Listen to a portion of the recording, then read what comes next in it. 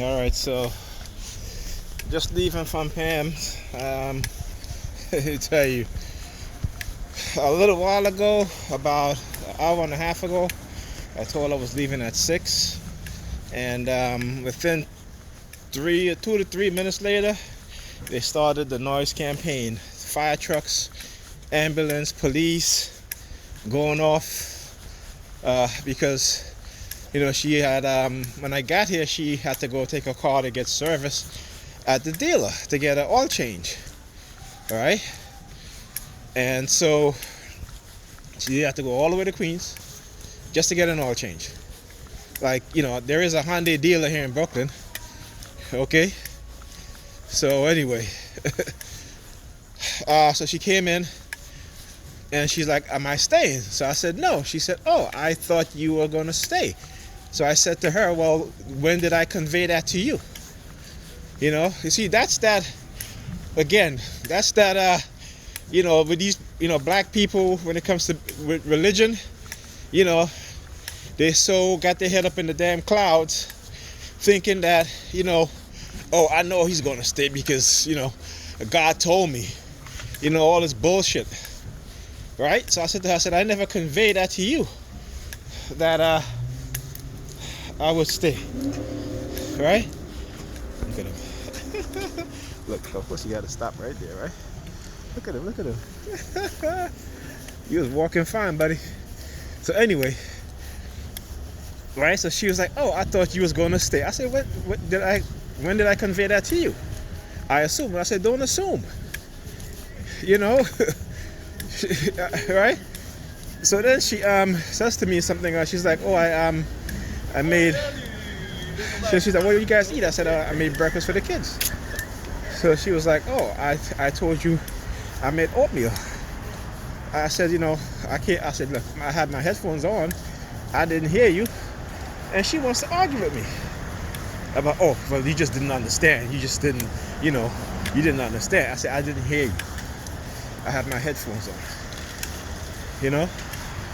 Anything to cause an argument, to cause a disagreement, is what she's doing. Right? You dropped it, buddy. Yeah, he did it on purpose.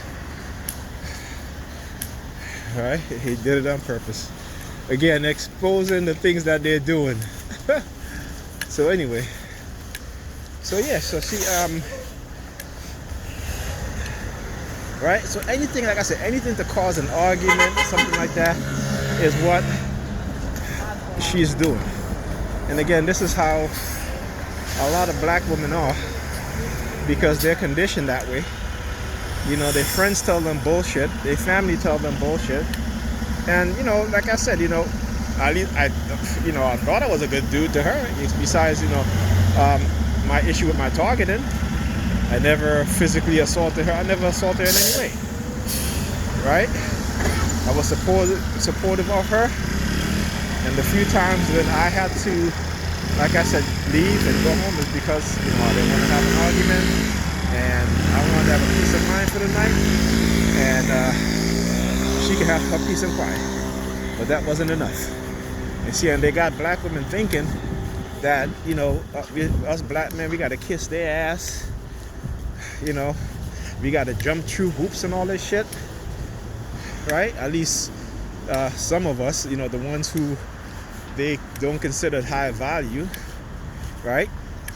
If I was in the TI making, 6-figure, she'll be, I don't even think she would even be less argumentative. She would think that she deserved a man like that.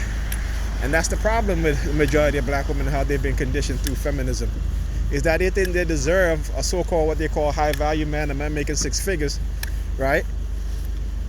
But it doesn't work out for them because, again, no one is going to take your bullshit, because you're not taking anybody else's bullshit. All right? And that's a problem within our community. And we can't even understand the psychological, economical sociological, societal, educational warfare against our people, because we are so ingrained in white supremacy, right? We are so ingrained with white supremacy, and they use money.